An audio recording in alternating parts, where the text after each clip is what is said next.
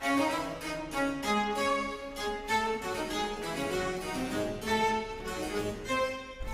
Sharpie movement was a short-lived youth subculture that seemed to explode out of nowhere in Melbourne, Australia, in the late '72.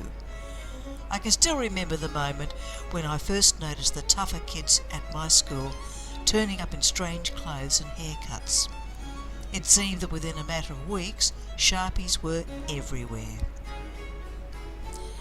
It was a time of early glam rock, kung fu movies, Clockwork Orange. Australia was just about to ditch its conservative government and pull out of Vietnam. The doors of the Red Rattler train opened after it pulled up at the station. Standing just inside was a group of Sharpies, dressed up to the nines in their best stomping gear. Connie jackets, tight jeans and big platform boots. The leader of the gang stepped towards the door as a young kid was about to enter. "This train's going straight to hospital," he said, through missing teeth with a shit-eating grin. The young kid jumped back on the platform and waited for the next train. Peter Luscombe, well-known Australian drummer and long-time Paul Kelly collaborator, was the young kid in that tale. He, along with anyone else in their teens in Melbourne, Australia, in the early mid-70s, has loads of memories of run-ins with Sharpie gangs, especially at gigs or on public transport.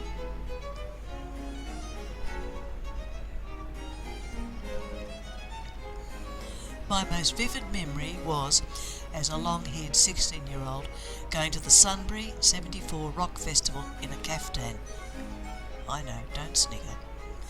Sunbury was held in the countryside, though it's now just another suburb outside of Melbourne. I took the train. Unfortunately, so did half the Sharpies in town. I managed to make the trip alive, but only after handing over whatever pocket money I had in exchange for not getting a beating. The festival was not quite the 3 days of peace, love and music I had been led to believe it would be.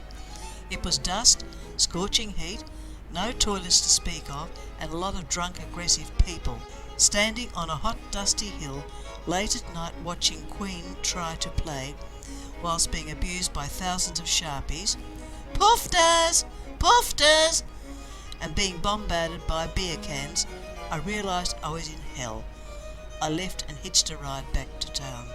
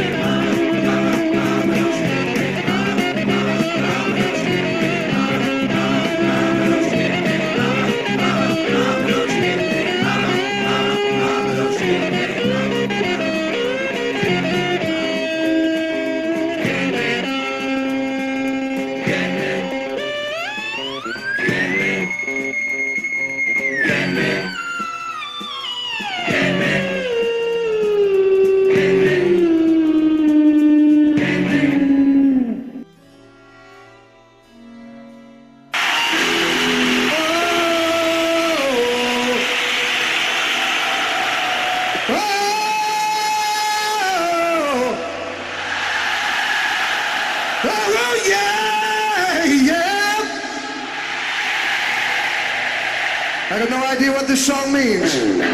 We come to tell you about a new blue. Don't you know it's the most blue girl? Don't you know it's the most? As well as its swinging discotheques, Melbourne now has about 60 Saturday night dances. This was one of the latest to open.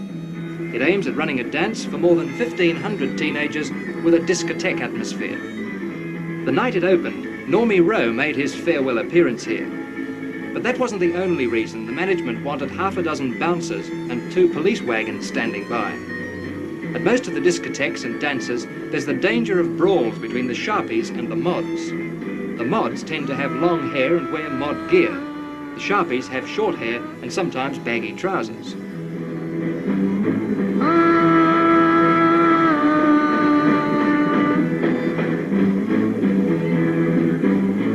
You're knocking on my door. I don't need your loving anymore. See you ain't gonna my heart inside. The Sharpies are not allowed in dances because they know they're always fighting that, so they don't let them come in dances. So the Sharpies wait outside for them. There's never an even side, you see. The Sharpies always, they hide. Then send one bloke in, pick the fight. They might think, oh, we could take care of this bloke, And so then when the mods pick it, because they just fight back, so they all come out hiding. How vicious do these fights get? Oh, pretty vicious. A couple of chaps the other week, a couple of mods who just got in hospital with bruised ribs, a few cuts. What do they use to fight with? Oh, steel bars, bike chains, and bricks, house bricks. So you keep out of their way, do you? Oh, we have to, unless we got an even side just to fight back. Most Saturday nights, the Sharpies stand around in the shadows outside the discotheques that ban them. This one keeps a bouncer called Terry at the door.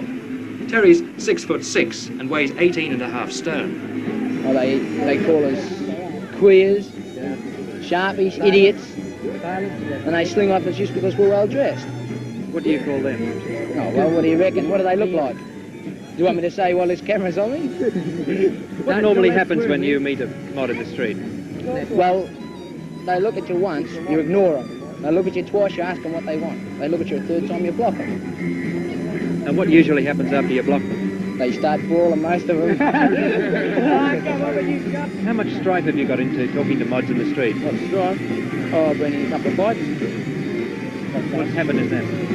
I've got done a couple of times, and so has a couple of mods have got done. How rough have these fights been? Fairly rough. Well, how rough? Rough enough to put the kids in hospital. Well, what sort of injuries did they get when you were involved? Oh, a couple of been, kids been cut eye and had stitches in the forehead and everything.